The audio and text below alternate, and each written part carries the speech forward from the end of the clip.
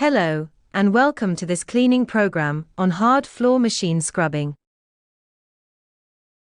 Hard floor machine scrubbing is a process that uses a rotary floor machine to clean hard floors that do not have any floor polish or protective seals on them.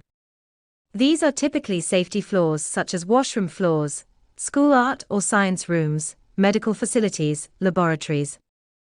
A floor may need scrubbing 3 to 4 times a year. Your supervisor will advise you based on the specification. In this program, we will cover the following sections: equipment, getting set up, safety checks, preparing for scrubbing, and finishing up.